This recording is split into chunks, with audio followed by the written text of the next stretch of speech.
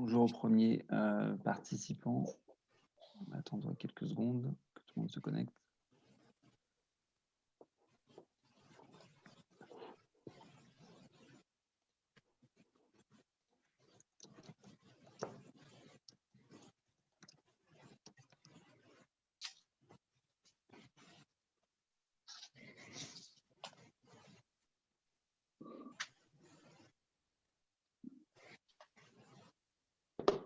Bonjour à toutes et tous. Je vous propose de lancer ce webinaire afin de ne pas prendre de retard au démarrage. On a un beau programme pour cette matinée.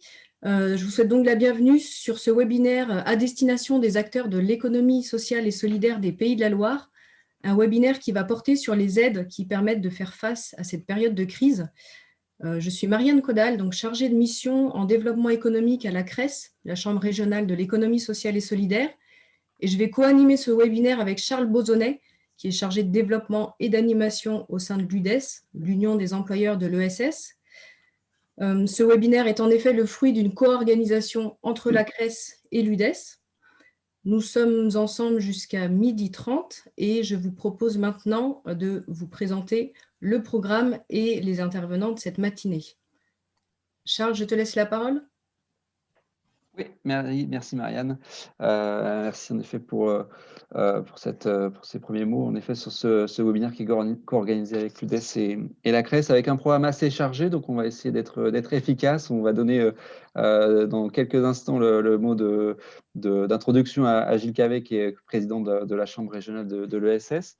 On a un webinaire qui va se présenter finalement sous trois temps principaux. Le premier, avec une présentation des aides de l'État, avec la présence et on le remercie chaleureusement, de Joël Faure, sous-préfet à la relance. J'indique ici qu'il y a quelques bugs techniques, on va espérer que M. Faure, M. le sous-préfet, puisse prendre la parole dans son intégralité. Il sera accompagné d'Annelise Martiaux et de Stéphanie Leroy, qui sont respectivement correspondantes ESS et chargées de mission à la directe. Elles nous présenteront plus spécifiquement le plan Un jeune, une solution, qui est un des axes très forts et très puissants de ce plan de relance et des plans d'aide. Et ensuite, Marianne, je te laisse présenter le deuxième temps. Oui, sur le deuxième temps, on va pouvoir mettre la focale sur deux dispositifs d'aide financière. Le Fonds Urgence ESS, avec l'intervention de Philippe Libaud, qui est responsable animation territoriale et prospective à France Active. Ensuite, on parlera du PGE, du prêt garanti par l'État, avec Emmanuel Retailleau, qui est chargé d'affaires économie sociale à la Caisse d'épargne. Et on aura la chance d'avoir le témoignage de Fabien Marzelière, qui est directeur de la brasserie d'insertion Tête Haute, pour évoquer son expérience de mobilisation du PGE. Voilà, et on conclura avec une intervention du coup de Sébastien Lamy, qui est chef du service ingénierie économique au Conseil régional et qui nous présentera plus spécifiquement les aides développées par le Conseil régional des Pays de la Loire dans le cadre de cette crise. Et Marc Maradour, notre délégué régional de l'UDES, conclura ces échanges-là. Écoutez, alors, quelques éléments de point de vue opérationnel et technique. Je vous informe déjà que ce webinaire est enregistré, donc vous pouvez y retourner, évidemment, il sera en libre accès à l'issue et dès cette semaine. Également, l'ensemble des supports, des présentations vous seront communiqués. J'anticipe déjà des questions qui nous seront posées là-dessus. Vous avez la possibilité d'interagir avec nos intervenants via notamment le chat. Je vous invite vraiment à l'utiliser à plein, hein, donc sur le volet discussion. Vous pouvez également nous poser des questions via le module QR si vous le souhaitez. Voilà. À l'issue du webinaire, on reprendra l'ensemble des questions qui auront été posées et qu'on n'aura pas pu forcément répondre en direct. Et on enverra finalement une sorte de foire aux questions avec l'ensemble de vos interrogations et les réponses de nos intervenants détaillées. Voilà, pour faire en sorte que ce temps puisse être le plus utile possible. Écoutez, je vais laisser la parole à Gilles Cavet pour son mot d'introduction. Merci Charles. Voilà, donc vous êtes une centaine d'inscrits à ce webinaire, à ce jour, aussi bien des associations, des entreprises de l'ESS que des têtes de réseau, des accompagnateurs des pouvoirs publics. Donc je vous remercie de vous être inscrits et bienvenue dans ce webinaire qui vous a été présenté par Marianne et Charles. En tout cas, Cette présence témoigne de l'intérêt fort des acteurs de l'ESS et de leurs partenaires pour disposer d'informations et d'espaces d'échange s'agissant des aides qui existent aujourd'hui dans le cadre de la crise sanitaire. Vous le savez, cette crise impacte fortement les acteurs de l'ESS.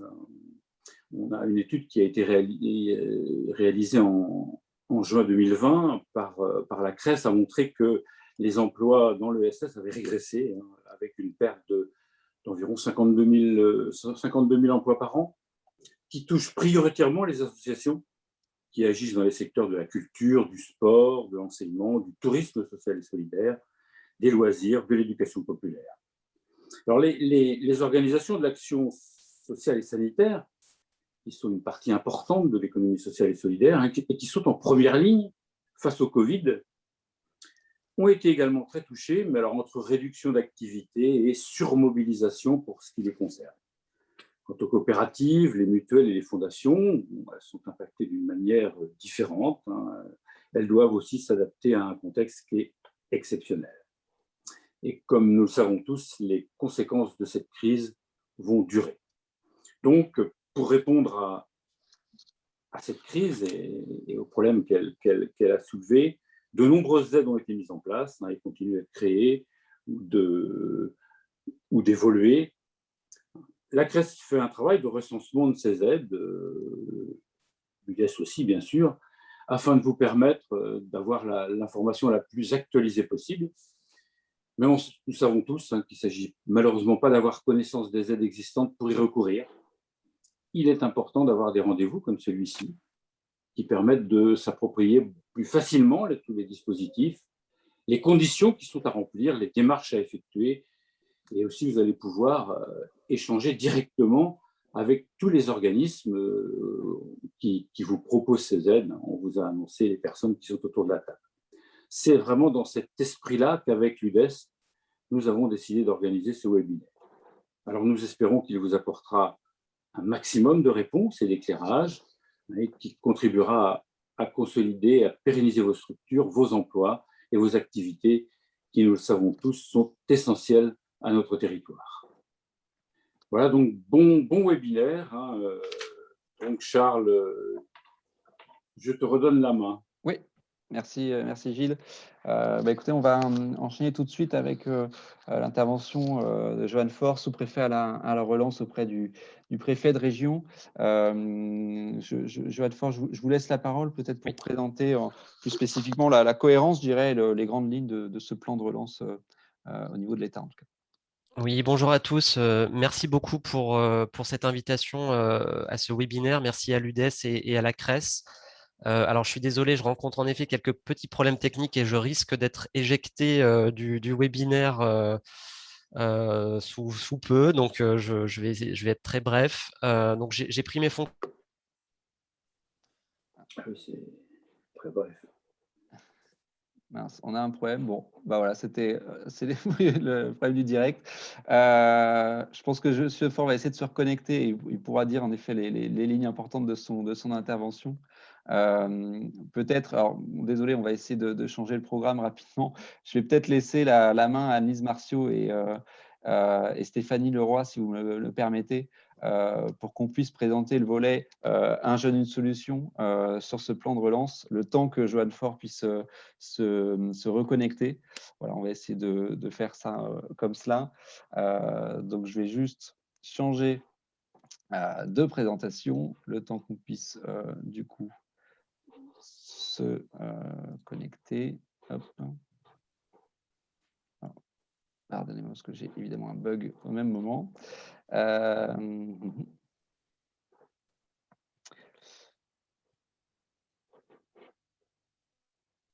je suis désolé, un bug d'écran. Madame Leroy, si vous avez la capacité de connecter votre... Alors, je suis revenu. Je ne sais pas si...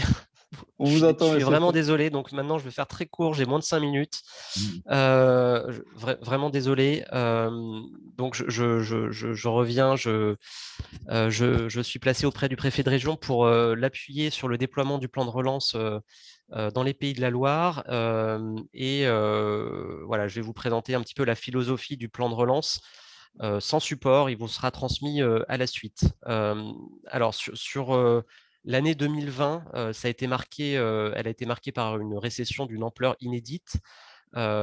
Pourtant, l'activité s'est un peu moins contractée que ce qui était anticipé. Donc, il y a eu une forte chute de la consommation, des licenciements, des destructions d'emplois, mais moins qu'anticipé, hein. On anticipait 800 000 destructions d'emplois. Finalement, ce ne sont que, entre guillemets, 365 000. Et cette moindre dégradation est due à deux dispositifs mis en place par le gouvernement. D'une part, les mesures d'urgence et les premiers effets du plan de relance. Alors, s'agissant des mesures d'urgence, il faut avoir conscience des montants que l'État a mis sur la table. Donc, quand on parle de mesures d'urgence, on parle de l'activité partielle, des prêts garantis par l'État, du fonds de solidarité, des exonérations de cotisations sociales. Et tout ça, pour les Pays de la Loire, représente déjà 7 milliards d'euros. Donc, c'est un montant très conséquent, sachant que ce sont principalement les TPE qui en ont bénéficié. Il y a eu également des dispositifs d'urgence à destination des structures de l'insertion par l'activité économique et les entreprises adaptées. Il y avait un fonds national de 300 millions d'euros et dans les Pays de la Loire, il y a plus de 9 millions d'euros qui ont été octroyés pour soutenir une grande quantité de ces structures. Donc ça, c'est le côté mesures d'urgence pour faire face à la crise de court terme. Et puis, le gouvernement a également mis en place un dispositif, donc plan de relance, qui s'appelle France Relance, de 100 milliards d'euros sur 2 ans, dont 40% financés par l'Union européenne. Ces dispositifs concernent à la fois la compétitivité, la transition écologique et la cohésion sociale et territoriale. Et donc, vos structures sont bien identifiées dans ce volet de 35 milliards d'euros sur la cohésion sociale et territoriale. Donc des premières mesures, comme je le dis, ont déjà été engagées. Au niveau national, c'est plus de 16 milliards d'euros qui ont été engagés sur les 100 milliards d'euros du plan de relance. Ça, c'était au 1er mars 2021. Et au niveau des Pays de la Loire, il y a des aides automatiques qui commencent à arriver. C'est notamment la baisse des impôts de production. C'est 10 milliards d'euros sur une année. En Pays de la Loire, on est à 540 millions d'euros pour plus de 36 000 entreprises. Et puis, sur les différents guichets et appels à projets, c'est près de 420 millions d'euros qui ont été engagés dans les Pays de la Loire sur les 3 volets, hein, écologie, cohésion et compétitivité, à destination des différents publics. Donc, à la fois les particuliers, les jeunes, les entreprises, les associations, les collectivités locales. Donc, on voit qu'il y a beaucoup de dispositifs. Et l'économie sociale et solidaire a toute sa place à prendre dans ces différents dispositifs. Pour vous donner quelques exemples, notamment à destination des associations, puisque sur les mesures emploi, c'est la directe qui va y revenir tout à l'heure. Il existe un site qui est disponible sur le site du ministère de l'économie qui recense l'ensemble des appels à projets disponibles pour les acteurs de l'ESS, donc selon différentes thématiques, la solidarité, agriculture, la culture, le sport, le numérique et d'autres. Et pour vous donner un exemple, il y a eu récemment un appel à projet de soutien aux associations de lutte contre la pauvreté. Donc, c'était un plan national de 100 millions d'euros avec des enveloppes territorialisées. Il y a eu énormément de demandes qui ont été déposées, y compris dans les Pays de la Loire. Donc, l'instruction est en cours. Les résultats interviendront début avril 2020. Fort rencontre également encore des problèmes techniques. Bon, je suis désolé de ces petits problèmes techniques qui sont un peu indépendants de notre volonté, évidemment. Je vous propose peut-être de passer la parole à la directe, puisqu'il évoquait précisément les mesures emploi développées par la directe. Et M. Faure aura l'occasion, et on va voir avec lui pour essayer de voir s'il peut se connecter notamment par téléphone. Ce sera peut-être plus simple s'il souhaite intervenir oralement. Stéphanie Leroy, Lise Marceau, je vais vous donner la main sur, sur votre présentation. Alors, j'ai eu un bug tout à l'heure, donc on va essayer de faire en sorte qu'il n'y ait pas de bug cette fois-ci. Si, je suis désolé, j'ai un bug technique également, décidément. Écoutez, je vais partager mon écran. Si vous avez la possibilité de partager votre écran, c'est parfait. Voilà. Si vous me laissez la main. Vous avez le bouton vert, vous pouvez partager votre écran sans problème. Alors, attendez. Hop. Est-ce que vous voyez bien le support à l'écran? Parfaitement. Merci à vous. Parfait. Très bien. Donc, comme indiqué, le support vous sera communiqué suite à la présentation. Alors, attendez.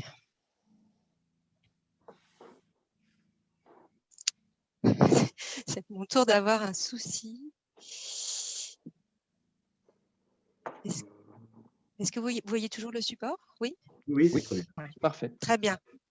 Parfait. Donc, le visuel du plan Un jeune, une solution. Donc, pour vous resituer le contexte, Monsieur Faure indiquait tout à l'heure que le plan Un jeune, une solution s'articule avec le plan de relance qui a été lancé en septembre 2020 par le gouvernement, donc qui a trois volets distincts. Un volet compétitivité, innovation, un volet transition écologique et un dernier volet cohésion sociale et territoriale. Donc le plan Un jeune, une solution s'inscrit dans ce dernier volet, cohésion sociale et territoriale, sur le volet emploi et formation. Et donc les enjeux du plan Un jeune, une solution, c'est de pouvoir offrir aux jeunes, quels que soient leurs besoins et leurs freins, tous les jeunes éloignés de l'emploi ou de la formation, des trajectoires vers l'avenir. Donc, c'est un plan qui est interministériel, qui est particulièrement massif, puisqu'il est doté d'un budget de 7 milliards d'euros. Et en fait, on dit un plan, un jeune, une solution, c'est que selon les besoins du jeune, il peut y avoir plusieurs solutions qui correspondent en fait à la diversité des besoins du jeune. Donc, il y a trois axes principaux qui permettent de regrouper un certain nombre de mesures que je vais vous présenter. Donc, le premier axe permet de faciliter l'entrée dans la vie professionnelle grâce à des aides incitatives à l'embauche et à des mesures d'engagement. Le deuxième axe vise à orienter et former les jeunes vers des secteurs stratégiques et porteurs. Et enfin, le dernier axe consiste en des mesures d'accompagnement des jeunes les plus éloignés de l'emploi. Donc, alors, je m'excuse par avance parce que ça va peut-être vous sembler être un catalogue de mesures. On ne va pas avoir le temps de rentrer dans le détail pour l'ensemble des mesures, mais que je vous l'indiquerai à suivre. Et il y a un certain nombre d'outils, notamment un guide, une plateforme numérique qui vous permettront d'approfondir ces différents éléments. Donc, sur le premier axe, faciliter l'entrée dans la vie professionnelle par le biais d'aide incitative à l'embauche ou de soutien à l'engagement. En premier lieu, on peut citer des primes, la prime à l'embauche, donc en emploi direct, qui en fait permet de bénéficier d'une aide de 4 000 € au maximum sur un an, qui vise à compenser les cotisations sociales sur les embauches des jeunes.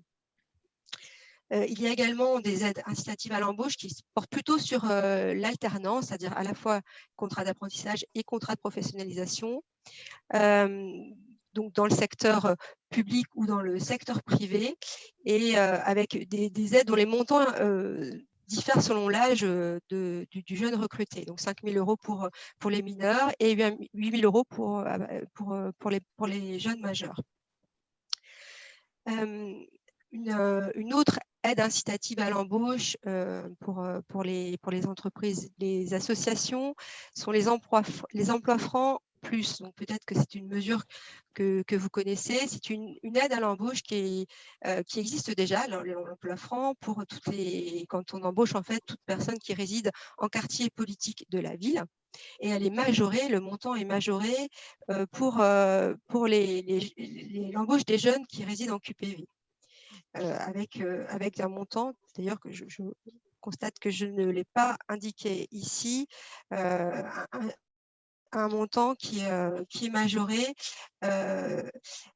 et qui peut aller jusqu'à 8 000 € pour ce public jeune.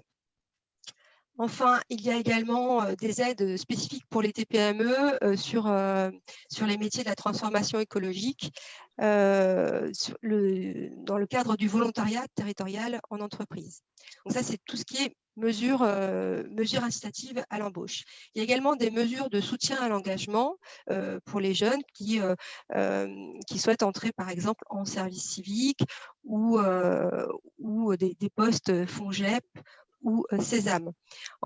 Donc, ce sont des mesures qui existaient déjà, mais le plan de relance permet d'en financer plus, et notamment, je vous indique les moyens qui ont été attribués au Pays de la Loire. Donc, il y a 4 000 places en service civique pour l'année 2021 qui sont disponibles, 48 postes FONGEP, alors que les années précédentes, on était plutôt sur quelques unités, 3-4 unités. Et le dispositif Sésame a été doublé également, ce dispositif qui permet d'accompagner vers les métiers du sport et de l'animation, puisqu'il y a 128 places disponibles dans les Pays de la Loire. Je passe du coup au second volet, au second axe du plan Un jeune, une solution, qui vise plutôt à l'orientation, à la formation vers des secteurs stratégiques et porteurs. L'idée, c'est effectivement, vu le contexte global de crise sanitaire, c'est de pouvoir répondre aux besoins de recrutement des employeurs, mais aussi de former les jeunes pour que leurs compétences correspondent aux besoins des employeurs et notamment que ce soit en lien avec la transition écologique et transition numérique et de manière générale les secteurs porteurs. Donc, le plus gros volet du plan Un jeune, une solution par rapport à cet aspect de formation, justement, prend place dans le pacte d'investissement des Pays de la Loire qui a été signé entre l'État et le Conseil régional. Et ça a permis un abondement conséquent de ce pacte, avec un abondement de un peu plus de 32 millions d'euros pour l'année 2021, ce qui permet de financer 4 778 parcours supplémentaires dans des secteurs prioritaires, donc comme indiqué tout à l'heure, transition écologique, transition numérique, santé et soins. Donc, pour faire monter les personnes, les jeunes en compétences. Donc, ça la vise des jeunes peu ou pas qualifiés, mais également pour moitié des jeunes disposant d'un niveau supérieur au bac, par exemple des étudiants en rupture, enfin des personnes qui étaient en première année d'études en rupture. Il y a également d'autres mesures qui sont prévues qui visent le secteur du soin pour augmenter les places de formation, les doubler, les places de formation d'aides-soignants, aides-soignantes, infirmiers, infirmières, et auxiliaires de vie. En fait, et là, ça porte sur la période en continu sur les 5 ans. Il y a d'autres types de formations que je vous cite plus pour mémoire, formation numérique, une augmentation également des places en études supérieures et un doublement des places dans les cordées de la réussite et parcours d'excellence. Ce sont plutôt des mesures qui sont portées par l'éducation nationale. Par contre, il est à souligner, et ça c'est particulièrement important, un effort de l'État sur la revalorisation de la rémunération de formation globale. Ça ne touche pas que les jeunes, mais particulièrement, c'est particulièrement intéressant pour les jeunes. Donc, les textes sont en cours d'adoption. Je vais assez vite. Pour avoir un temps de questions-réponses suite à ma présentation. Le dernier axe du plan Un jeune, une solution vise à accompagner les jeunes qui sont les plus éloignés de l'emploi pour qu'ils puissent construire des parcours d'insertion sur mesure. Donc, pour un volet particulièrement important de cet axe, concerne les contrats aidés. Donc, les contrats aidés également qui existaient déjà, les parcours emploi compétences dans le secteur non marchand, et ils ont été adaptés justement dans le cadre du plan Un jeune, une solution, et ils sont dorénavant dédiés au public jeune. Donc, il y a des contrats aidés supplémentaires pour les jeunes dans le secteur non marchand. Donc, comme indiqué ici, quasiment 4 000 pour l'année 2021 pour les publics jeunes. Et ils ont des taux d'intervention particulièrement incitatifs, puisqu'il y a un taux unique au niveau national de 65% de taux d'intervention, prise en charge du SMIC horaire sur une base de 20 heures. Et les CIE qui n'étaient plus disponibles depuis quelques années, donc les CIE sont les contrats aidés pour le secteur marchand, ont été réintroduits, mais ils sont dédiés uniquement au public jeune, et avec un taux d'intervention à 47%, donc également un taux particulièrement incitatif, et puis un volume très intéressant pour notre région de 1965 contrats disponibles. Donc, outre ces contrats aidés que vous connaissez peut-être et qui sont peut-être déjà utilisés dans vos structures, il y a également des renforcements de mesures qui existaient déjà, tels que la garantie jeune, avec un accroissement conséquent de cette modalité d'accompagnement portée par les missions locales, également le parcours qui est le passé également porté par les missions locales, avec également un accroissement très très important, un accroissement également de l'accompagnement intensif des jeunes qui est porté par Pôle emploi, et la mise en place de 2 mesures qui sont portées par l'AFPA pour la promo 16-18 pour les mineurs décrocheurs. C'est une mesure de remobilisation de 4 mois qui permet de découvrir les métiers, de travailler sur son projet professionnel, et l'accompagnement objectif premier emploi qui est porté par l'APEC, et là qui vise plus les jeunes diplômés à partir du niveau licence qui pourraient être en difficulté, qui peuvent bénéficier d'un accompagnement par l'APEC, et à savoir que dans le cadre de l'AIJ que je vous indiquais tout à l'heure, ou de cet accompagnement APEC, il peut y avoir des aides financières pour les jeunes. Voilà, donc comme je vous l'indiquais, ça fait énormément de mesures, c'est difficile de s'y retrouver. Un guide régional a été mis en place, il est disponible sur le site de la Directe. Vous avez le lien hypertexte dans le PowerPoint, n'hésitez pas à le consulter. Et surtout, là je passe à la diapo suivante, donc l'État a mis en place une plateforme numérique, la plateforme unjeune-une-solution.gouv.fr. Vous avez également le lien hypertexte dans le PowerPoint. Alors, elle est particulièrement intéressante, cette plateforme. Donc, il y a 2 clés d'entrée, soit en gros pour le public jeune et les familles, pour voir tout ce qui est proposé, les offres d'emploi, etc. Ou si on est employeur, on peut cliquer et découvrir le détail sur les mesures, donc pour pouvoir s'informer sur les mesures. Tout ce que je vous ai présenté peut-être un peu rapidement, si vous souhaitez approfondir, vous pouvez regarder ce que cela recouvre, quelles sont les conditions. Vous pouvez également déposer des offres. Et il y a également un agenda pour pouvoir participer à des événements par exemple des événements de recrutement, de présentation des métiers, des ateliers, des réunions d'information sur tout le territoire. Donc, toutes ces informations, donc, du coup, sont complétées sur les territoires par Pôle emploi, par l'APEC, par les Cap emploi, les missions locales.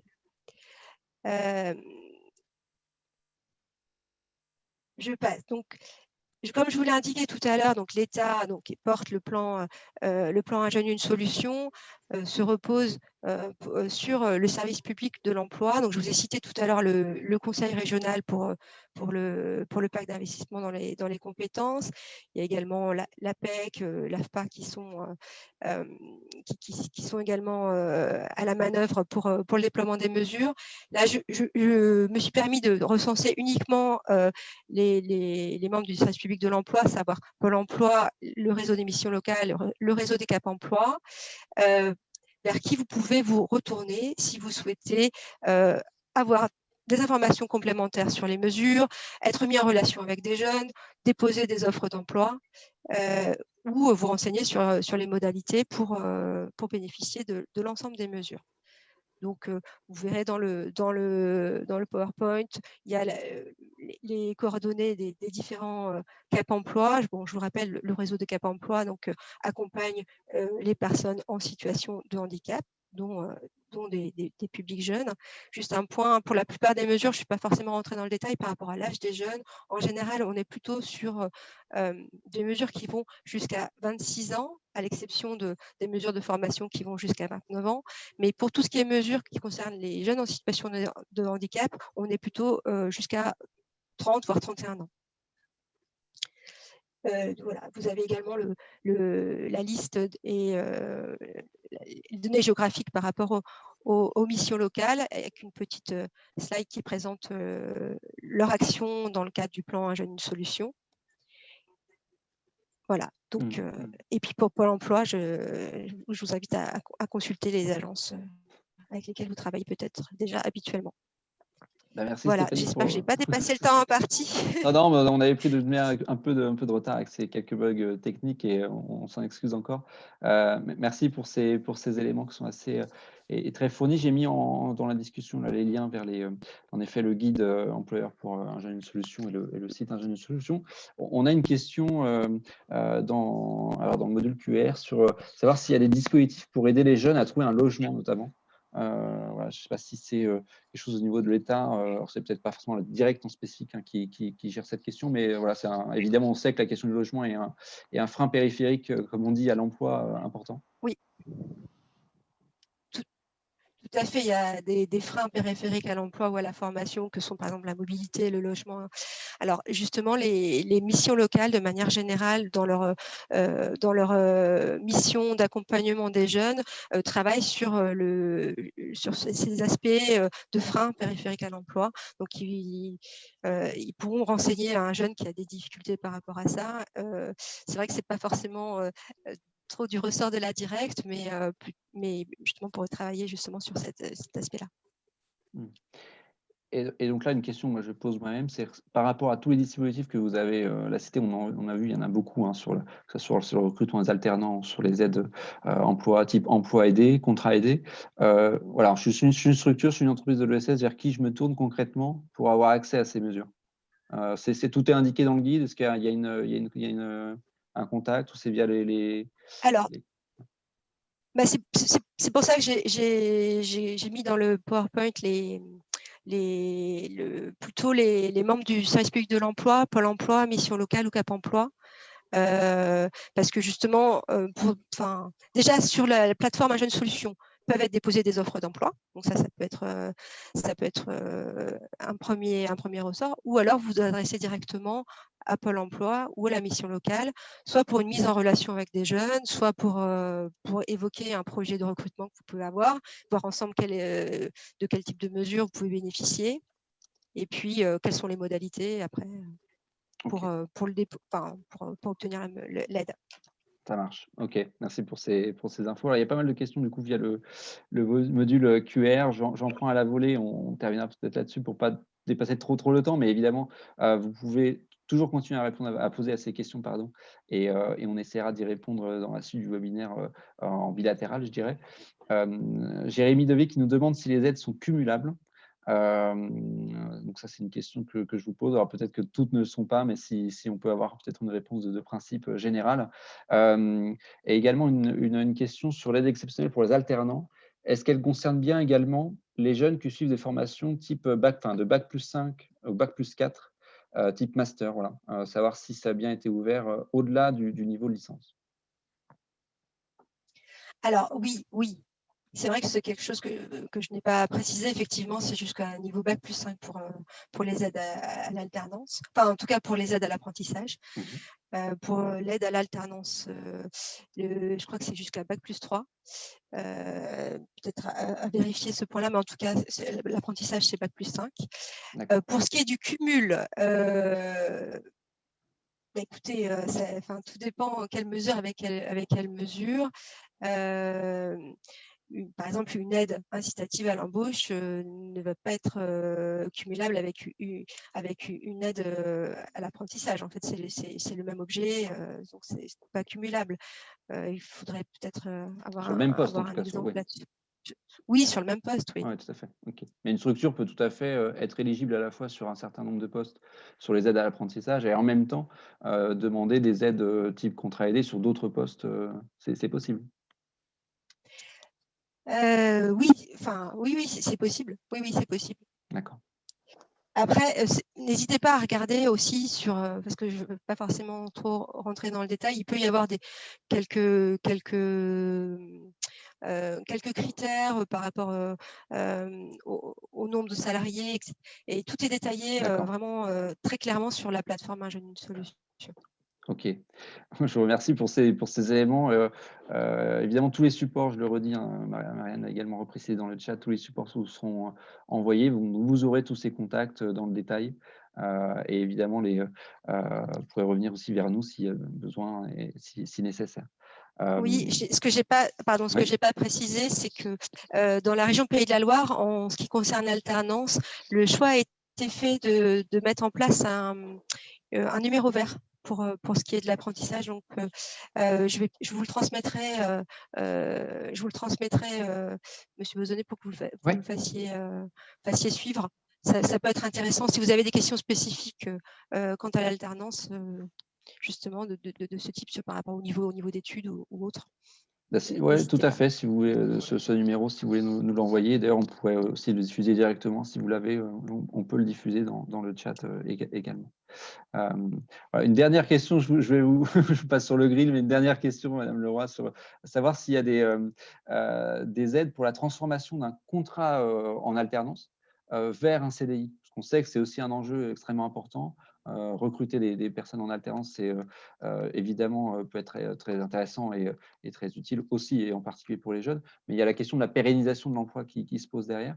Est-ce que là, il y a des choses qui sont prévues ou un dialogue qui peut se faire en tout cas avec les services que vous avez cités pour essayer de pérenniser ces postes-là?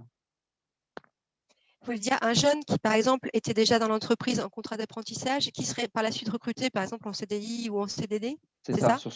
sur ce transfert, sur cette pérennisation de l'emploi, est-ce que là, il y a une aide ou des aides spécifiques au niveau de la directe sur cette thématique? Eh bien, on peut passer justement, comme je vous le disais tout à l'heure, elles ne sont pas cumulables, l'aide à l'apprentissage, à l'embauche, à l'apprentissage et l'aide à l'embauche ne sont pas cumulables en temps donné. Par contre, elles peuvent se suivre. Elles peuvent se suivre. Donc ça, c'est envisageable pour un même jeune. Alors, juste un point, puisque c'est vrai je n'ai pas évoqué en termes de calendrier, excusez-moi, parce que ces aides auraient dû s'arrêter globalement d'abord au mois de janvier, puis au mois de mars. Elles ont été, il y a eu des annonces de la ministre du Travail disant qu'elles vont être prolongées, même si les textes n'ont pas encore été adoptés. Donc, pour les aides à l'alternance, elles ont été prolongées jusqu'à la fin de l'année. Enfin, elles vont l'être. Et normalement, les aides à l'embauche vont être prolongées jusqu'au 31 mai. D'accord. Bon, ça, c'est une très bonne nouvelle, du coup, en effet. Si vous n'avez pas eu recours à ces aides avant le 31 mars, vous avez évidemment la possibilité de le faire après. Donc, c'est parfait. Merci pour cette information qui, je crois, est extrêmement importante. Écoutez, merci, Madame Leroy, pour l'ensemble de ces échanges. Évidemment, on aura l'occasion d'y revenir. Évidemment, n'hésitez pas si vous avez des questions en cours de webinaire.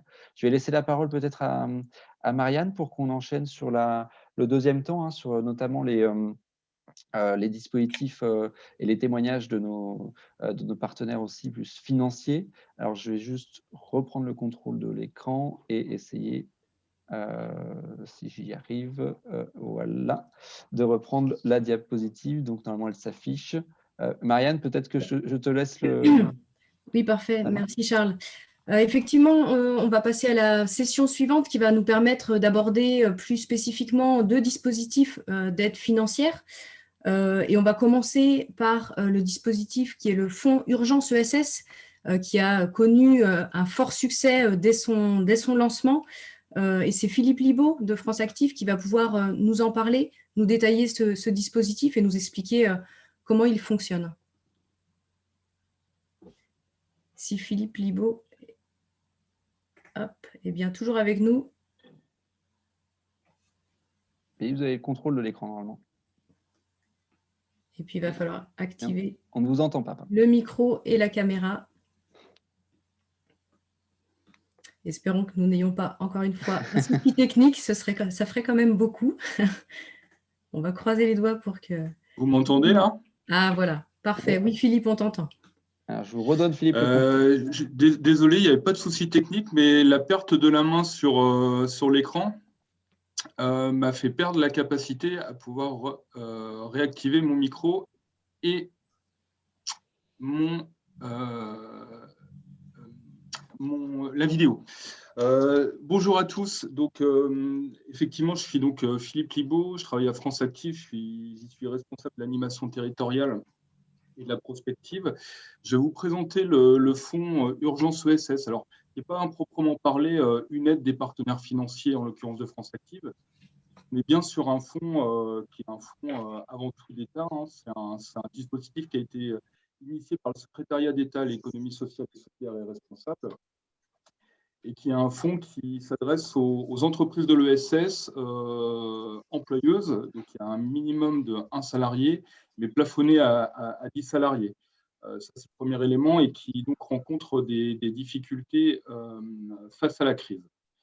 On est sur une aide ponctuelle qui peut être d'un montant de 5 000 € ou de 8 000 €. Le critère pour déterminer le montant définitif est celui du nombre de salariés. La bascule se fait autour de 3 salariés pour distinguer des petits employeurs de l'économie sociale et solidaire et puis des structures qui seraient un peu plus structurées. Sont éligibles, donc on est bien là sur la dimension et statutaire mais aussi législative de l'économie sociale et solidaire. Donc ça va des associations, coopératives, SCOP ou SCIC, mais également les entreprises qui sont agréées ESUS. Et donc, au-delà de la dimension statutaire de l'éligibilité, on est sur des structures qui doivent présenter une situation économique et financière dont on est en capacité de visualiser le fait que c'est bien la crise Covid qui l'a fragilisé, c'est le premier élément, et des structures qui sont quand même dans des perspectives de relance. Donc, en gros, la philosophie du fonds, c'est de plutôt aller sur des structures, en tout cas exclure des structures qui auraient des difficultés structurelles qui ne seraient pas liées spécifiquement à la crise Covid, et en tout cas qui ont des perspectives de rebond avérées. Donc, on est sur une enveloppe à l'échelle nationale de 29 millions d'euros qui est ouverte sur une première tranche de 10 millions d'euros et qui va concerner un petit peu moins de 100 structures en Pays de la Loire. On a une répartition de l'enveloppe qui a été travaillée notamment avec la Directe et la DRJSCS, parce que la seule répartition de l'enveloppe initiale était une répartition de l'enveloppe en termes de répartition par rapport à la taille. On a les 3/4 qui sont plutôt dédiés à des petites structures employeuses. On n'avait pas d'autres critères. On a souhaité, en concertation avec nos partenaires État, quand même apporter un compartimentage départemental pour que l'intégralité de la région soit servie à la hauteur. Le critère retenu, c'est un critère qu'on a de l'Observatoire de la CRES, qui est la répartition de l'emploi en ESS par département.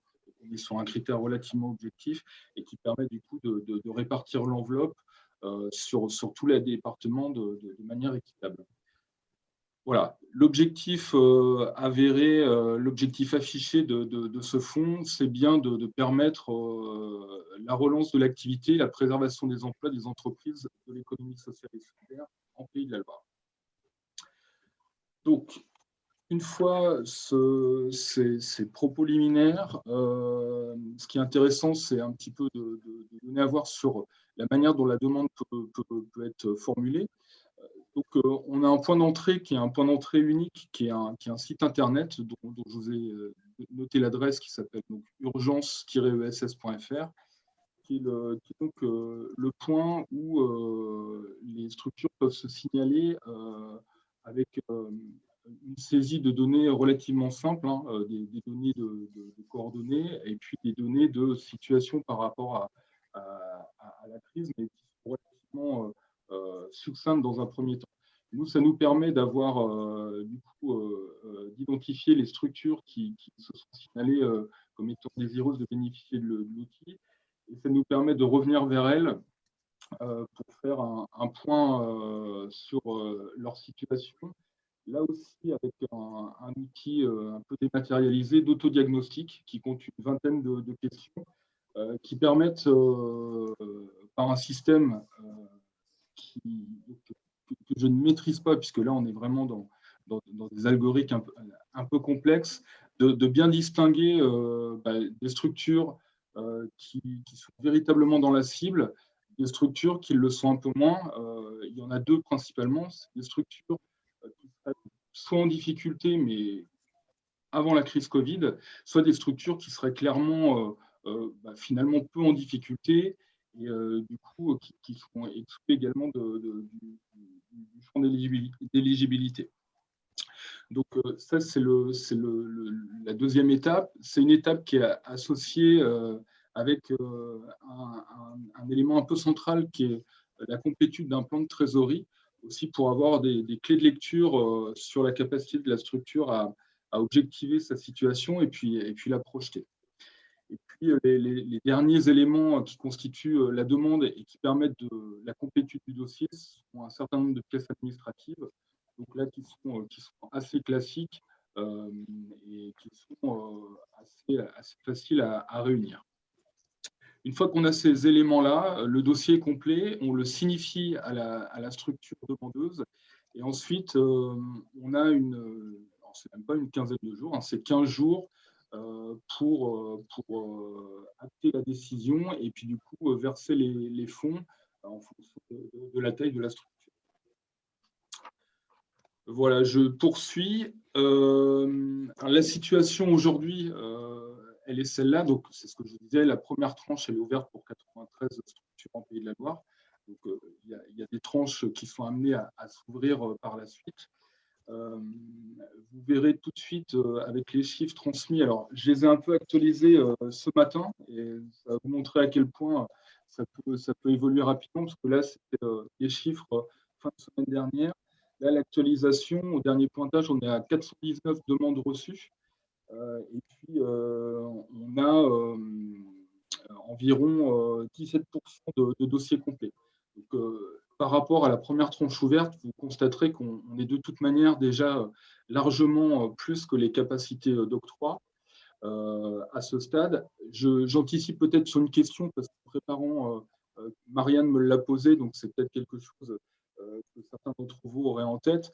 Il n'y a pas de césure entre les tranches. C'est-à-dire que les structures qui ont fait acte de candidature aujourd'hui, à partir du moment où leur demande est complète, elles basculeront automatiquement sur les prochaines tranches d'ouvertes. Il n'y a pas, les demandes reçues seraient perdues. Non, ce n'est pas comme ça. On suit le lien avec ces structures-là et à mesure que les tranches s'ouvrent et à mesure que les dossiers sont complets, eh bien, on décaisse les demandes. Mais d'ores et déjà, hein, par rapport à ce qu'on peut percevoir de la capacité globale pour les Pays de la Loire, il y a très forte chance qu'on soit déjà sur un nombre de demandes reçues qui est supérieur aux capacités, y compris finalement, et pour lequel on n'a pas encore de nombre définitif. Sur les éléments un petit peu plus qualitatifs, pour vous donner un voir un peu quelles sont les structures demandeuses, on a un état des lieux qui est le suivant. Donc, on est quand même sur une grande majorité d'associations. On est aussi majoritairement sur des structures de moins salariés, de moins de 3 salariés, pardon. Et puis, tous les départements sont concernés. Il n'y a pas de département qui serait un petit peu moins, un peu plus faible sur la mobilisation ou un autre qui serait vraiment supérieur. Voilà, tous les départements sont concernés. Il n'y a pas de différence majeure à ce niveau-là. Sur les aspects sectoriels, sans surprise, on se rend compte que c'est essentiellement des structures sportives et culturelles qui sont demandeuses. Voilà. Sachant qu'après, en rentrant dans le détail, on constaterait qu'on peut aussi trouver des structures de l'animation enfant-jeunesse. Voilà. Après, il y a d'autres secteurs évidemment, mais dans les grandes masses, et ce qui correspond aussi à une réalité, on va dire, de nombre dans la région, c'est quand même des structures sportives et culturelles qui sont majoritaires dans les domaines. Voilà sur le fonds Urgence ESS. Je souhaitais finir sur une dernière slide, à la fois pour faire la transition avec à la fois pour faire la transition avec la présentation suivante d'Emmanuel de la Caisse d'épargne, mais aussi pour rappeler, et j'ai vu que Sébastien Lamy du Conseil régional avait intégré aussi ces éléments-là dans cette présentation, donc je ne vais pas les développer, mais je voulais quand même rappeler qu'au-delà du fonds Urgence ESS, qui est une aide ponctuelle, on a quand même un certain nombre de dispositifs soit de droit commun en matière de conseil ou de financement, soit de droit commun, soit qui ont été créés spécifiquement après la crise Covid, peuvent aussi être des points d'appui aux questions ou aux solutionnements financiers que les structures de l'ESS peuvent avoir.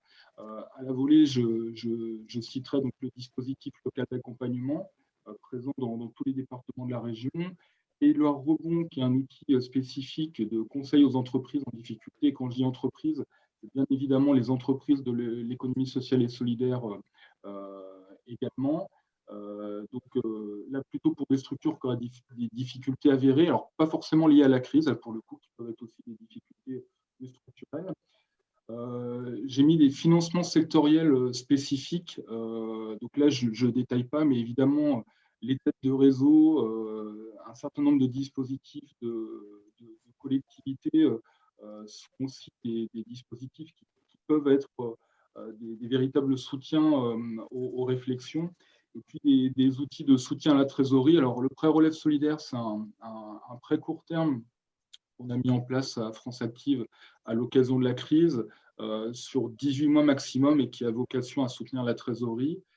L'apport associatif, donc là on est sur un outil qui est dans notre panel d'outils de manière habituelle, et puis les soutiens bancaires qui sont à pas négliger. Évidemment le PGE et Emmanuel va le développer, est une solution et la solution d'actualité, mais les partenaires bancaires restent sur ces questions de trésorerie, dans tous les cas de figure, des interlocuteurs privilégiés pour essayer de trouver des solutions de ces éléments-là. Voilà ce que je pouvais vous dire de manière assez rapide pour ne pas empiéter sur le temps de mes poursuivants, enfin en tout cas de mes successeurs, sur le fonds Urgence ESS. On a quelques questions, Philippe, peut-être qui permettront de préciser certaines choses, notamment la question des salariés. Donc, oui. Il y a une différenciation entre une structure qui a moins de 3 salariés ou qui aurait plus de 3 salariés. Donc ça, il s'agit finalement du montant qui peut être attribué, hein, c'est ça, c'est le critère qui permet de dire si on a 6 000 ou 8 000 euros.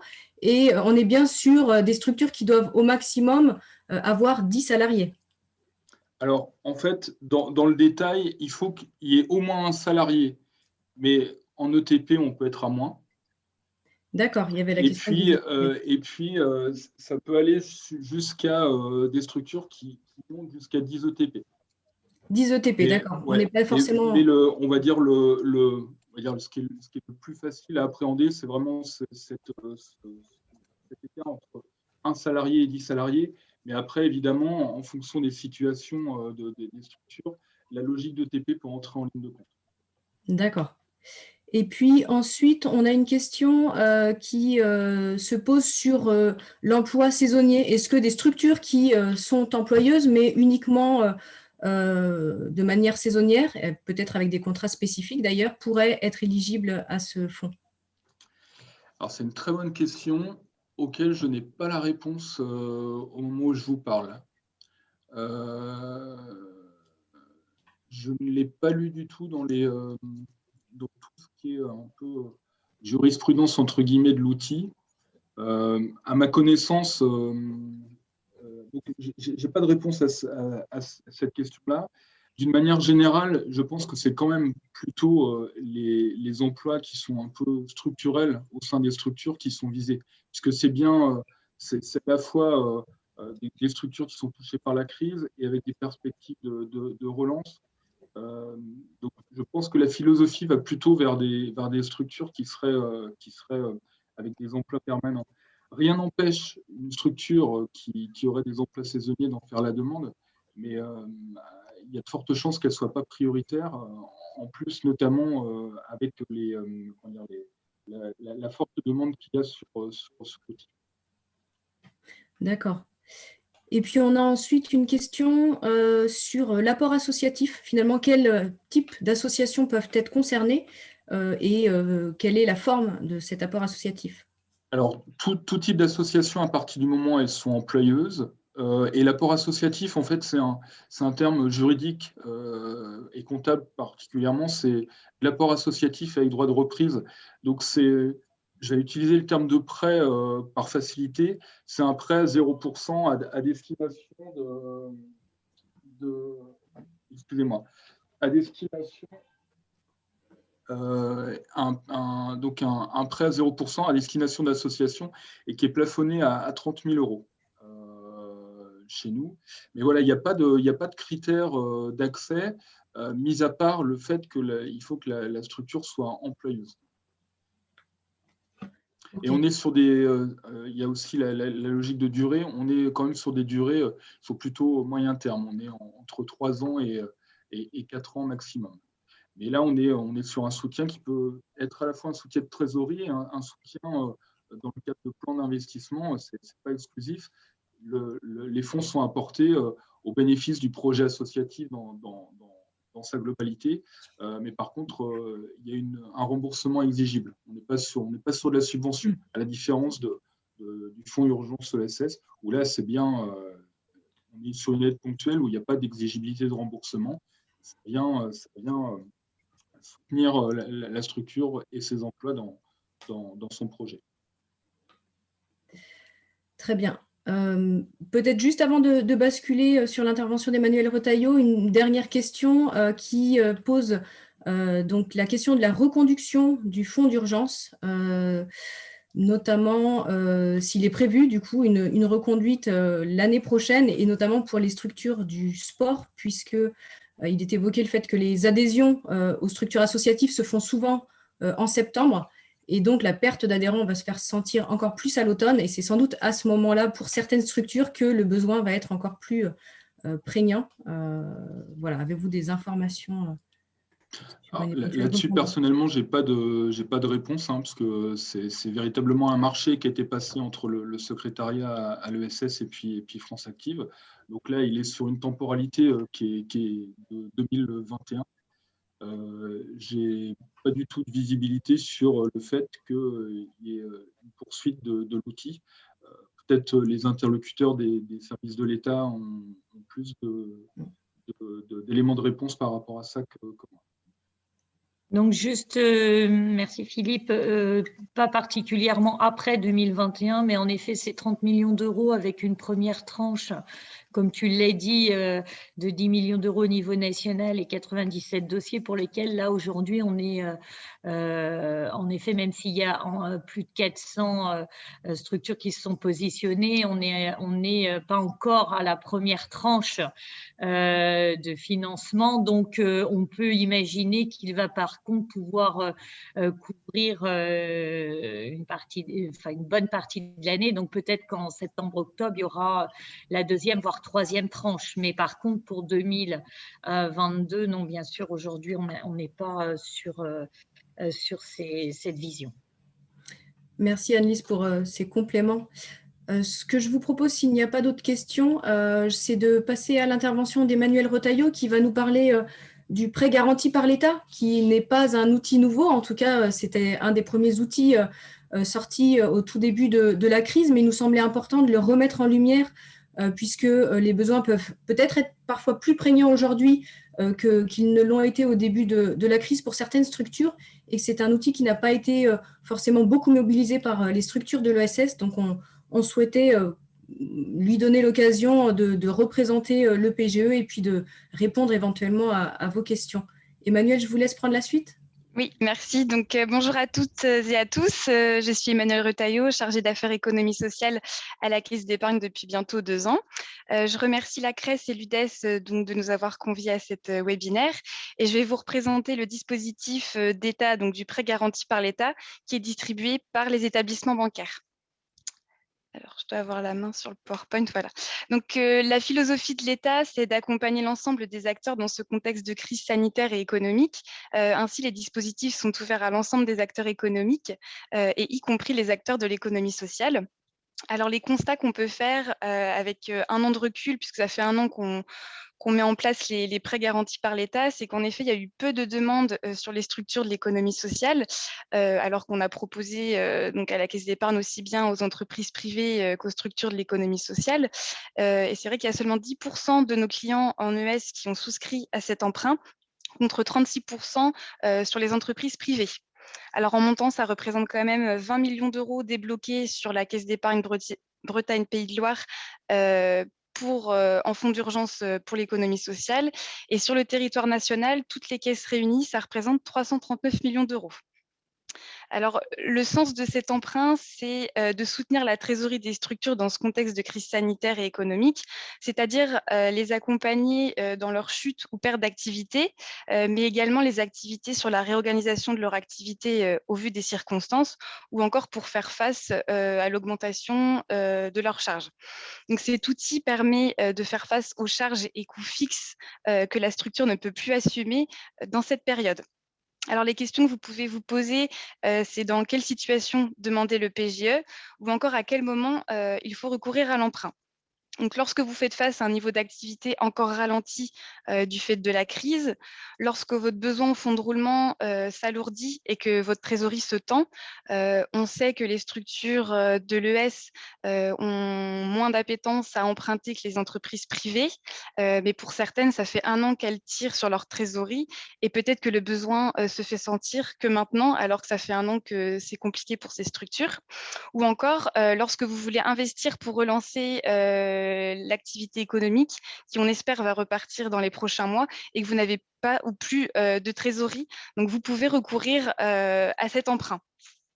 C'est un outil qui permet de pallier aux pertes et au décalage de trésorerie liés par exemple donc, à la fermeture des établissements au public, mais également à l'avance des paiements des salaires en attente du versement du chômage partiel ou encore aux coûts liés aux achats de matériaux jetables, etc. Donc, pour la mise en place, il y a quelques critères d'éligibilité à retenir. Alors,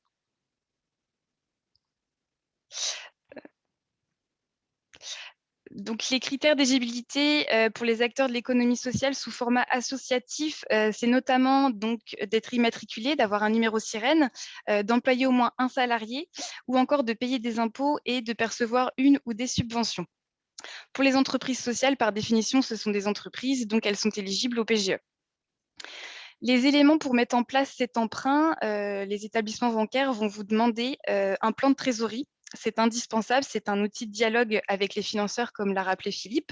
C'est un outil de pilotage et d'aide à la décision et d'anticipation. Et ça, pas seulement en période de crise. C'est vrai que nous, les financeurs, c'est vraiment quelque chose dont on a besoin toute l'année. Et donc, la structure va devoir revoir son prévisionnel budgétaire au vu de la période avec ses entrées et ses sorties de trésorerie, en différenciant bien les recettes stables, donc les subventions qui vont continuer d'être versées, le chiffre d'affaires des activités qui ont pu rester ouvertes, et puis celles qui sont ouvertes partiellement en fonction du couvre-feu ou du confinement. Et enfin, en parallèle, il faudra bien réindiquer les charges fixes et les charges variables en fonction du degré d'activité. Et c'est ce besoin en fait transitoire qu'il faudra chiffrer afin de caler le montant du prêt garanti par l'État. Donc, les partenaires financiers vont vous demander ce tableau de trésorerie qui va justifier et présenter la perte d'activité, ainsi qu'un prévisionnel d'activité pour voir comment la structure va pouvoir rebondir, c'est-à-dire est-ce que toutes ces activités sont en chômage partiel, est-ce qu'il y a des activités qui peuvent continuer à 50, 80%, pour voir un peu les perspectives d'évolution et d'entrée de chiffre d'affaires qui vont arriver sur les prochains mois. Alors, une fois qu'on a calculé le montant nécessaire, il faut voir le calcul maximum du montant qu'on peut obtenir. Donc, en fonction du statut de la structure de l'économie sociale, le calcul peut être un petit peu différent. Pour les entreprises, c'est 25% du chiffre d'affaires hors taxe sur la base du dernier exercice comptable disponible ou d'une attestation de l'expert comptable pour les arrêtés les plus récents. Pour le statut associatif, donc pour déterminer le chiffre d'affaires associatif spécifique à l'application de cette mesure, il faut cumuler le total des ressources de l'association et y soustraire les dons des personnes morales de droit privé et certaines subventions, donc les subventions d'exploitation, les subventions d'équipement et les subventions d'équilibre. Donc, pour rappel, vous avez jusqu'à fin juin pour demander la mise en place de cet emprunt. Une fois que nous avons obtenu les éléments financiers, on vous envoie un mail de préaccord et puis il vous reste seulement à vous connecter sur la plateforme BPI. Vous devez remplir une fiche avec quelques informations et notamment les partenaires bancaires qui vont vous accompagner. Et puis, une fois que vous aurez l'attestation, il suffit de nous la transmettre pour qu'on puisse mettre en place l'emprunt.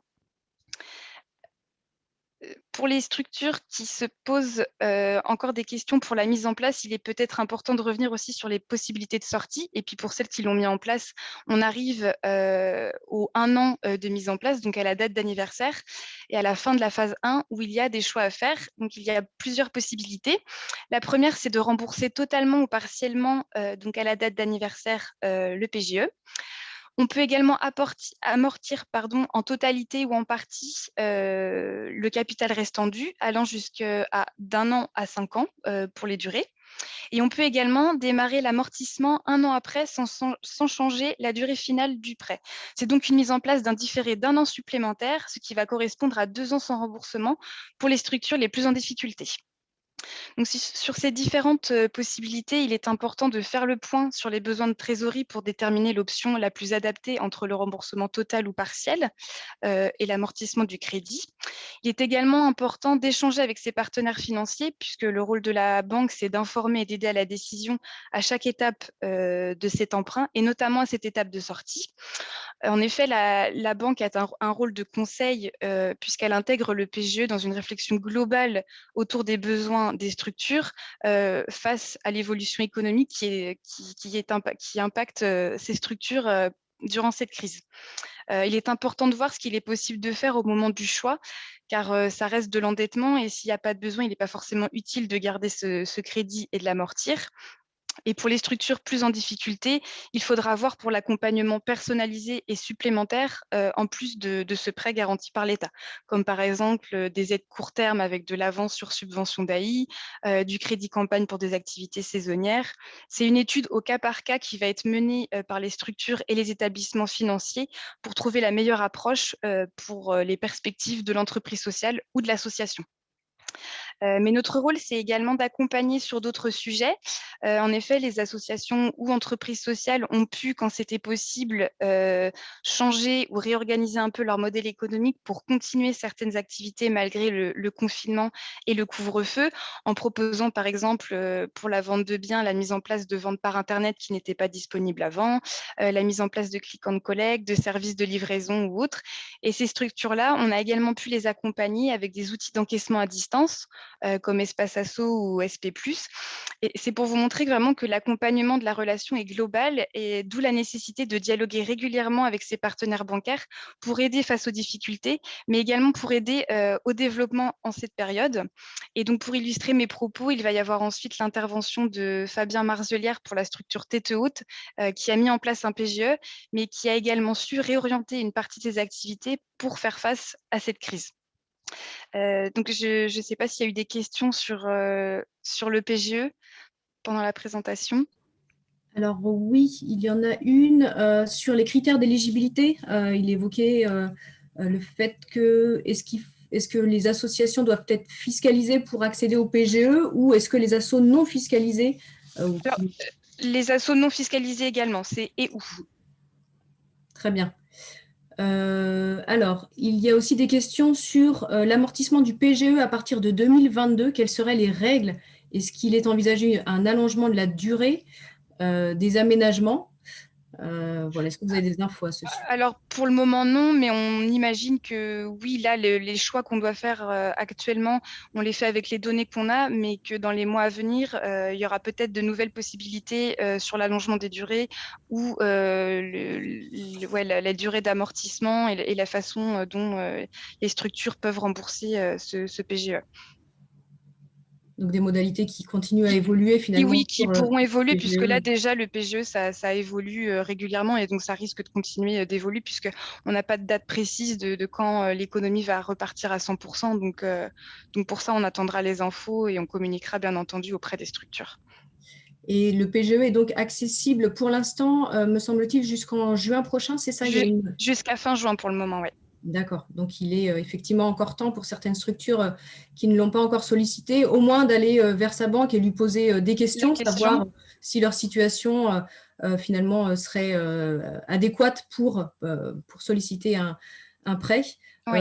On va pouvoir peut-être justement faire témoigner Fabien Marzelière, qui va nous faire un petit retour d'expérience sur la mobilisation du PGE et sur du coup comment cette crise finalement a été vécue du côté de Tête Haute. Fabien, est-ce qu'il serait possible dans un premier temps déjà de nous expliquer succinctement les activités de Tête Haute, quelques chiffres clés pour qu'on apprenne à vous connaître? Oui, bien sûr. Bonjour, donc Fabien Marzelière, en effet co-gérant de l'entreprise Tête Haute. Donc, pour vous situer un petit peu le contexte, Tête Haute, c'est une jeune entreprise d'insertion qui a démarré son activité en 2018 sur la commune de Couffé, entre Nantes et Ancenis. Au niveau de son activité, donc nous, on est organisé en triptyque avec trois métiers. Le métier principal support étant la brasserie artisanale. On transforme et fabrique de la bière artisanale biologique. Et distribution. On est aussi producteur de houblon biologique pour les propres besoins de la brasserie. Et puis, on est donc conventionné entreprise d'insertion, donc on a vraiment une vocation d'accompagnement social de nos salariés. Voilà sur la présentation succincte de l'entreprise. Est-ce que vous pouvez nous expliquer dans quel contexte vous vous êtes tourné vers votre banque pour solliciter ce PGE, et comment s'est passée finalement cette réflexion autour du recours aux prêts garantis par l'État? Alors, au niveau de la crise, on a rencontré à partir de mars l'année dernière. C'est vrai qu'on a été quand même assez impacté au niveau de l'activité, nous, puisqu'on a environ, normalement, 45% de nos volumes distribués vers les cafés, hôtels, restaurants, qui ont tous fermé. Donc, on a dû à la fois se réorganiser, repenser notre modèle économique, et puis assurer une continuité d'activité pour assurer l'accompagnement des salariés en parcours d'insertion au sein de Tête Haute. Donc, au niveau du modèle économique, on a dû un petit peu réviser le modèle de distribution, ne pouvant plus faire de flux, on s'est axé vraiment sur la partie bouteille. Ça nécessitait en revanche de renforcer considérablement à la fois le BFR avec une trésorerie un peu tendue et puis des nouveaux investissements aussi sur le matériel, parce qu'on n'était pas équipé pour à l'époque. Au même moment, TTO étant une jeune structure, elle n'était pas encore vraiment très solide au niveau de sa trésorerie, donc on passait structurellement par une phase un peu plus fragile au niveau de la trésor. Donc c'était une mauvaise coïncidence pour ce moment-là. Donc on a eu pas mal d'échanges avec tous les partenaires autour du projet TTO, notamment la Caisse d'épargne qui vient apporter un éclairage sur le PGE, la NEF aussi, et puis France Active qui faisait partie du pool bancaire de départ. Initiative Pays Dancing aussi qui nous a bien suivis à travers un parrainage pendant toute cette crise. Donc on a analysé vraiment l'ensemble des données qu'on avait sous la main, nos tableaux de bord et l'ensemble des outils de pilotage. Et on a commencé à échanger sur le PGE à partir de mars, dès mars, mi-mars, pour une mise en place en mai dernier, suite aux échanges. Donc on a obtenu, on a sollicité NEF et Caisse d'épargne sur un PGE de 60 000 € pour renforcer la trésorerie et faire face aux besoins de réorientation de l'activité. D'accord. Donc, du coup, une situation de fragilité de la trésorerie qui était d'une certaine manière quand même anticipée, puisque structurellement, vous aviez prévu finalement d'être un peu dans une phase de trésorerie tendue. Et puis, le recours à un certain nombre de partenaires qui vous soutiennent déjà dans votre projet, en essayant de les mobiliser et de réfléchir avec eux sur votre situation et d'identifier finalement les solutions qui pourraient être intéressantes à mobiliser.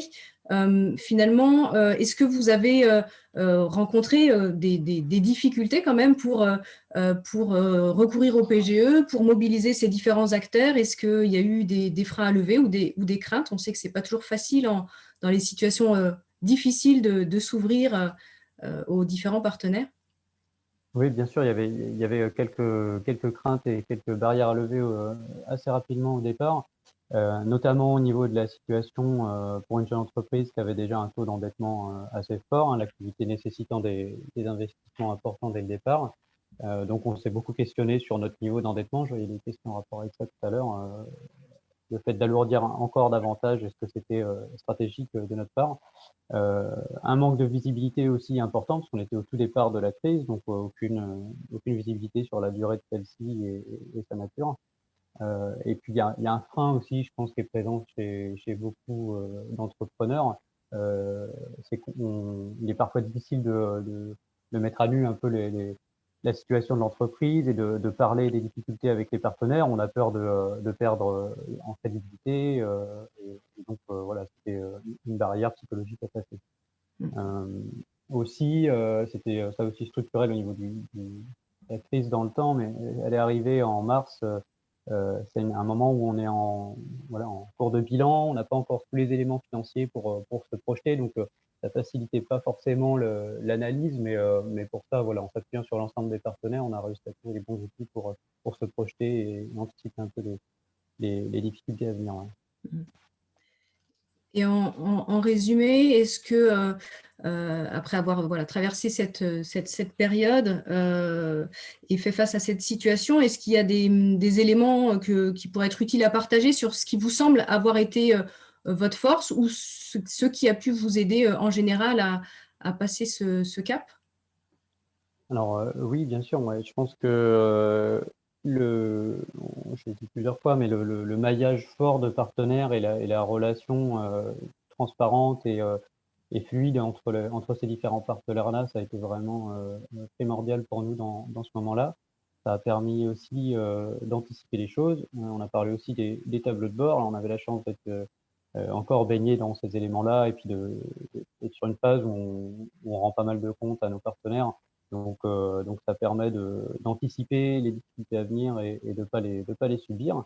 Voilà. Et puis on a, en tant qu'entrepreneur, je pense que ça a été important pour nous de ne pas être sidéré par la situation.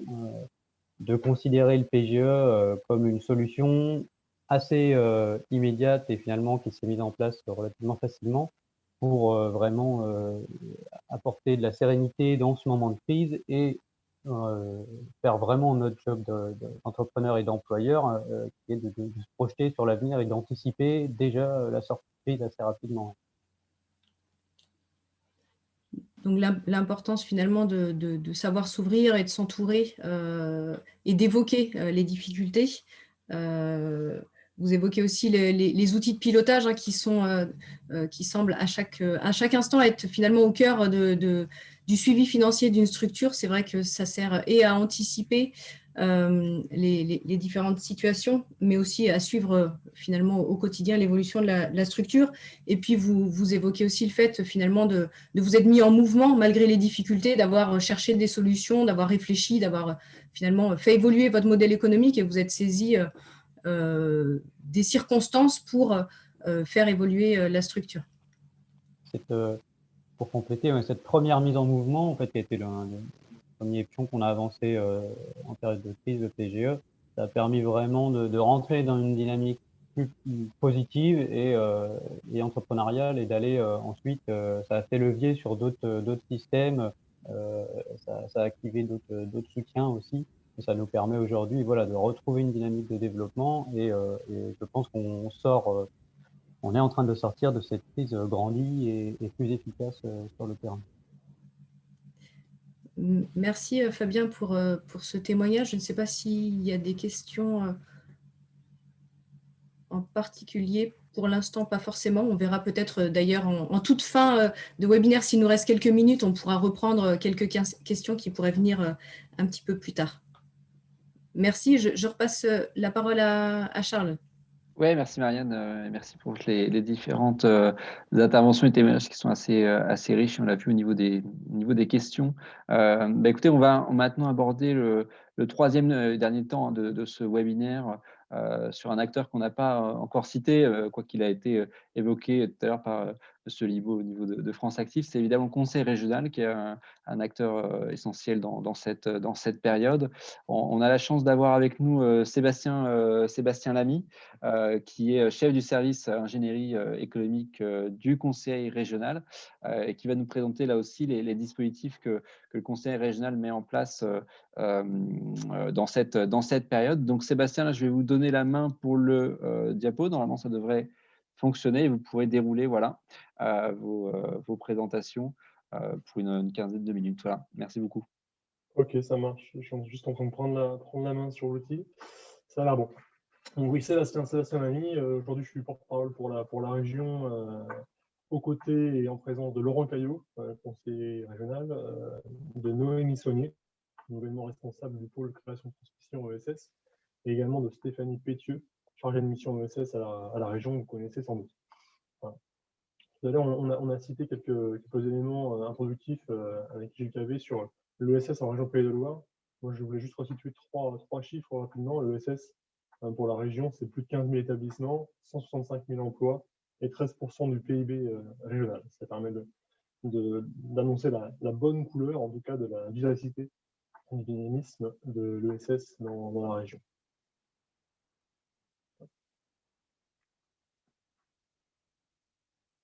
Sur la région, effectivement, c'est un acteur fort du développement économique. Pour vous donner une idée, entre 2016 et 2019, ont été votés pas loin de 700 millions d'euros au bénéfice de l'ESS. Et sur la seule année 2021, au budget sur la partie stricte liée à l'entrepreneuriat pour l'ESS, on a un budget d'1,5 million avancé aux côtés des structures de l'ESS et sous forme directe également. La région, elle est co-écrivaine de la SRES aux côtés de l'État et de la CRES, qui sont intervenus tout à l'heure. Et ça a été rappelé également en temps de crise. Vous avez vu tout à l'heure la présentation par Emmanuel du PGE et puis par Philippe du Fonds d'urgence ESS. On crée évidemment de nouveaux dispositifs, mais on sait aussi en redoter d'anciens ou des dispositifs existants.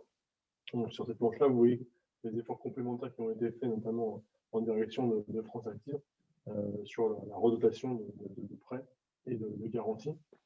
En parallèle de quoi, la région a lancé avec les EPCI, avec les agglos, un fonds doté de 32 millions d'euros, fonds territorial résilience, et un effort particulier aussi sur le monde du commerce à hauteur de 1 million.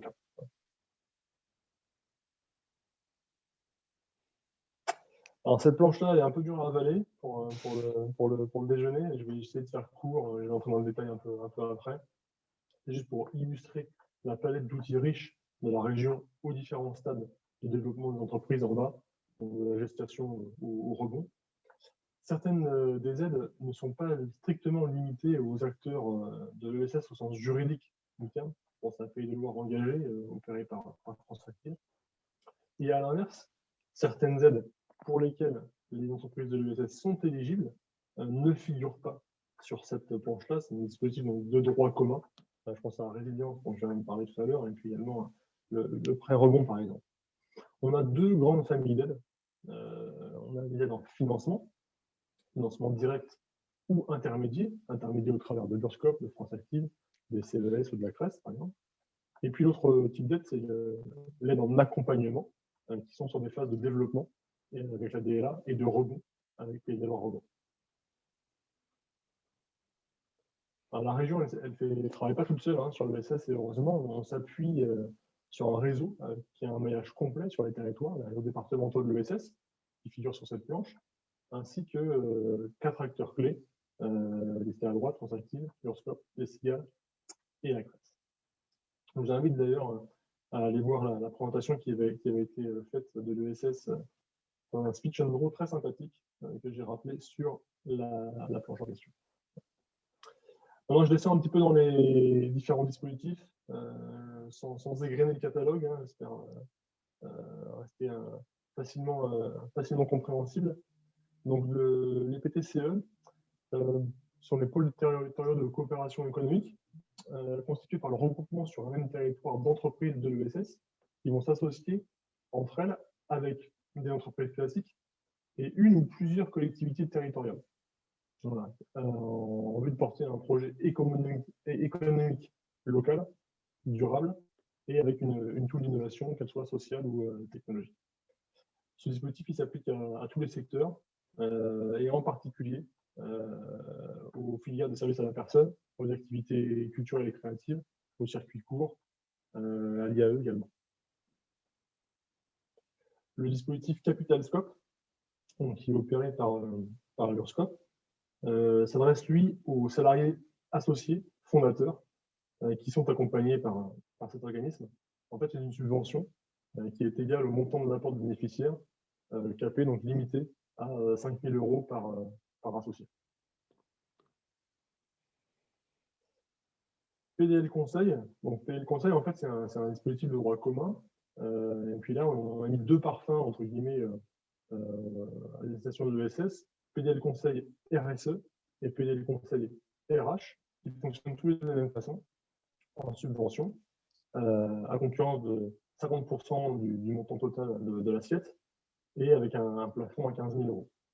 Alors, sur la partie PDL Conseil RSE, on est sur le financement d'une démarche ou d'un tournant dans la stratégie RSE de l'entreprise. Voilà, c'est vraiment à garder en tête pour le solliciter. À chaque fois, en bas de page, on a fait l'effort de vous remettre qui était à contacter ou quel site pour pouvoir effectivement prétendre à ces aides. Sur l'appel à projet innovation sociale, donc en fait, on a lancé cette initiative-là en 2020. On était doté à l'époque de 200 000 €. Et puis cette année, on a fait un effort complémentaire en dotant de 300 000 €, cet appel à projet innovation sociale. Cette année, pour vous donner un exemple, à la prochaine CP en mai, les élus vont statuer sur une structure d'intérim au service du handicap et de l'inclusion. Voilà, c'est une bonne illustration parmi les nombreux projets qu'on a pu soutenir de ce qui est qualifié au titre de l'innovation sociale.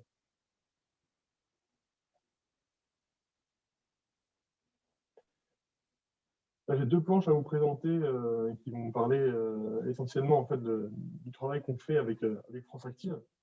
Tout à l'heure, Philippe l'a indiqué, sur Pays de la Loire Rebond et Pays de la Loire Entrepreneurs Engagés. Ces dispositifs, ils ont des objectifs assez distincts mais complémentaires. L'esprit du premier, Pays de la Loire Rebond, c'est d'accompagner l'entreprise à se redresser en identifiant les leviers d'action à mettre en place et en y adossant éventuellement, de manière optionnelle, un appui en trésorerie pour aider l'entreprise à franchir un cap et la remobiliser via les partenaires bancaires. C'est ouvert aux TPE de plus de 3 ans et de moins de 20 salariés qui sont en difficulté économique et financière. Encore une fois, deux volets. Donc, le premier, c'est une intervention rapide, un cabinet de conseil, en fait, qui va permettre d'établir un plan de redressement. Et le deuxième, optionnel, l'avance de trésorerie sous forme de prêt de 6 mois à taux zéro, avec un remboursement in fine sur des montants qui sont compris entre 10 000 et 30 000 euros. Le second, Pays de Loire Entrepreneurs Engagés, il est intéressant comme dispositif parce qu'en fait, sa cible n'est pas limitée aux structures juridiquement assimilées à l'ESS, mais bien aux projets entrepreneuriaux engagés relevant de l'ESS ou non. C'est-à-dire qu'en fait, dès lors qu'il y a un projet avec des valeurs humaines, sociales, environnementales, qui a un impact positif sur la société ou sur le territoire, il peut prétendre à ces dispositifs de prêt, prêt à 2%, avec une limite maximale à 200 000 euros.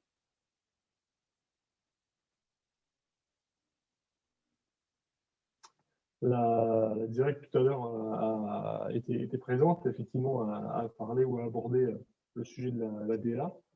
Le DLA, en fait, prend deux formes aujourd'hui. La DLA classique, dispositif local d'accompagnement, et puis une nouvelle mouture, en fait, en lien avec la situation qu'on traverse tous, DLA Relance, lancée en 2020, qui se veut un diagnostic flash, à chaque fois, par contre, strictement sur les entreprises de l'ESS, et une prestation d'accompagnement individuelle ou collective, et une mise en relation avec les outils via le travail des opérateurs, donc qui sont les opérateurs départementaux listés en mode planche, et la CRES relevant, elle, le rôle d'animateur du dispositif DLA régional.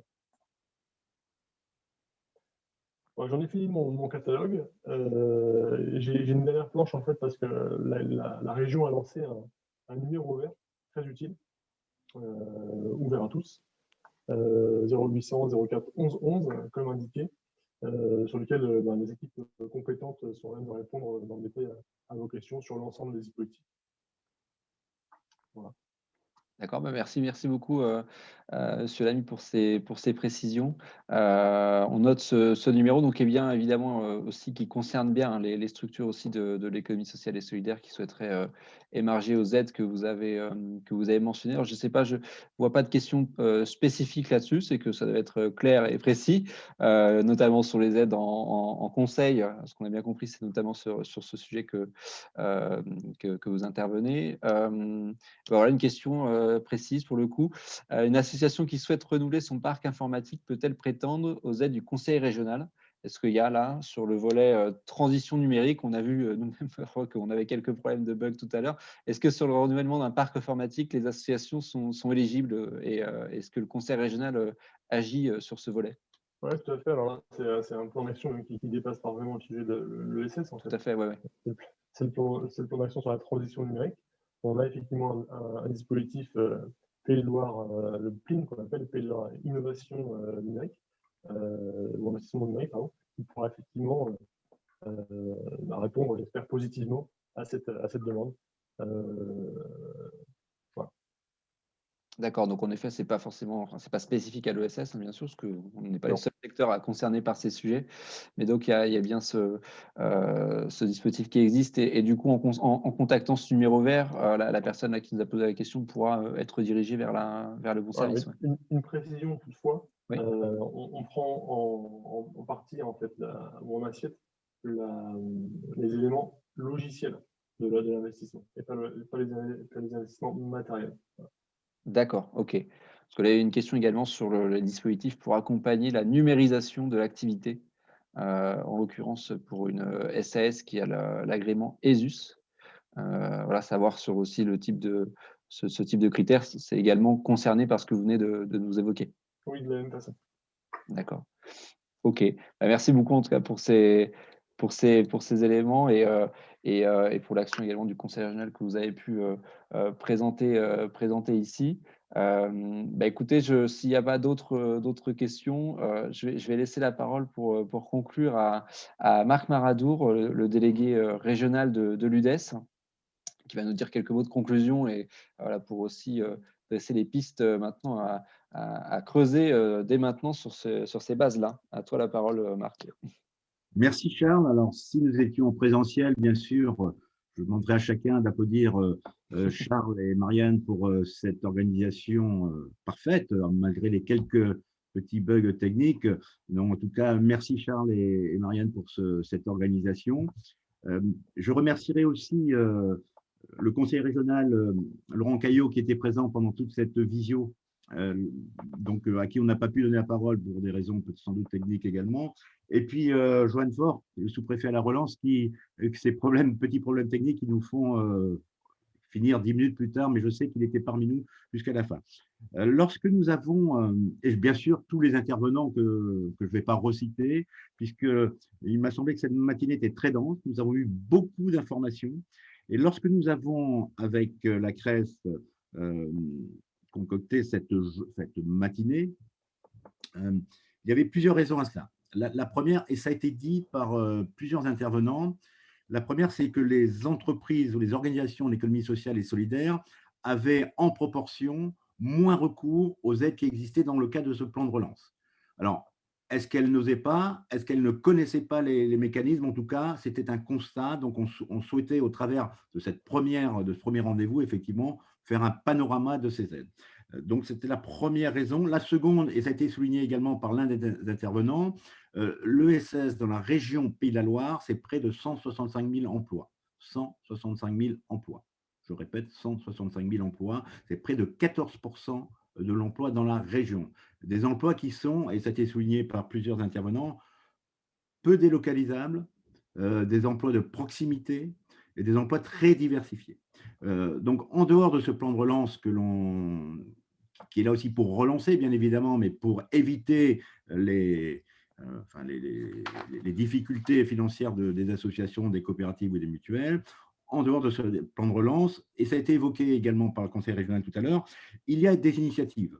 Vous avez parlé d'une initiative sur l'emploi d'intérim. Il y en a d'autres qui ont été créées pendant cette crise. Et je pense qu'au travers de la crise actuelle, nous sommes également à vos côtés.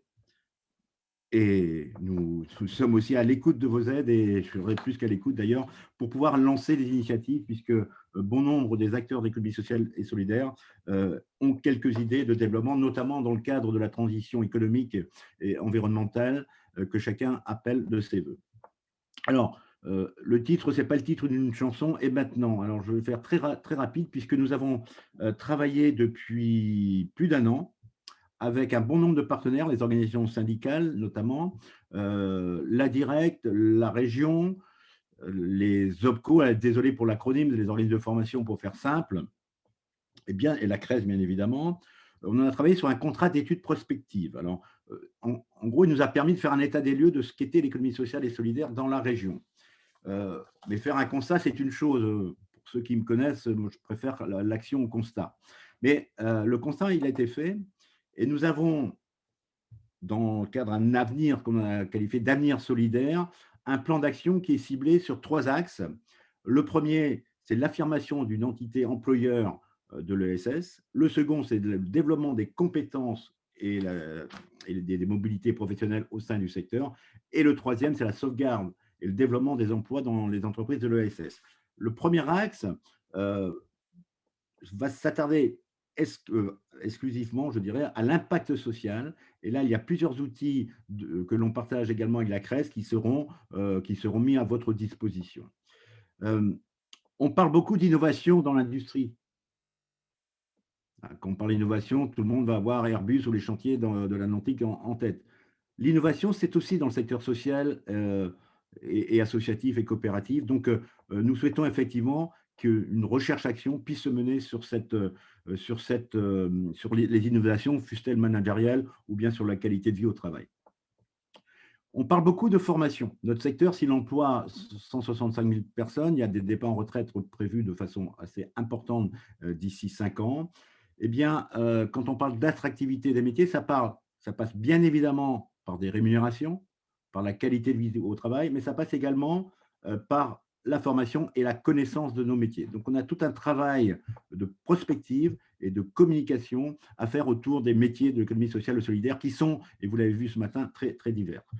Et puis, le troisième axe, certains d'entre nous ont eu à vivre des reprises d'organisations ou d'associations qui étaient dans des états difficiles, pour ne pas dire plus. Donc, l'idée que nous avons, c'est de créer, vous allez dire encore une, mais de créer une sorte de cellule d'appui conseil dans le cadre de difficultés d'associations, de mutuelles ou de coopératives dans le secteur de l'ESS. Puisque sur ce secteur-là, on s'aperçoit que nous sommes très loin d'avoir les bonnes informations. Donc, c'est important, effectivement, ce sera peut-être le prochain webinaire d'ailleurs qu'on organisera, d'avoir une connaissance exacte de ce qui peut être mis et organisé en termes de prévention plutôt qu'en termes de curatif. C'est un petit peu comme le Covid, cette histoire-là. Et puis, bien sûr, il n'y a pas que les entreprises, l'entreprise au sens large et noble du terme, qui vont mal, il y a aussi celles qui ont des projets. Donc, nous souhaitons effectivement mettre aussi en place une task force, pour employer un anglicisme, une task force pour que, effectivement, les porteurs de projets sachent à qui s'adresser. Donc, en tout cas, moi, je tenais à remercier à nouveau Charles, bien sûr, et Marianne pour cette organisation. Et puis, vous aurez tous les supports qui vous ont été présentés, avec, et ce qui me paraît important, parce que les sites Internet, on les connaît tous, des fois c'est un peu compliqué, des fois on s'y perd. Il y a aussi les numéros verts, ça a été signalé par un certain nombre d'interlocuteurs. Je pense que pour des petites associations, et même pour d'autres associations, organisations, le contact direct avec les organisations que vous représentez est vraiment important. Donc, on ne manquera pas de vous communiquer ces numéros de téléphone, fussent-ils verts ou autres, en tout cas, et tous les sites Internet. En tout cas, je vous souhaite une bonne journée et merci de votre attention. Merci Marc et très bonne journée à tous et à toutes et merci pour votre participation. Évidemment, tout ça vous sera renvoyé. Merci. Au revoir. Merci. Au revoir. Au revoir, merci.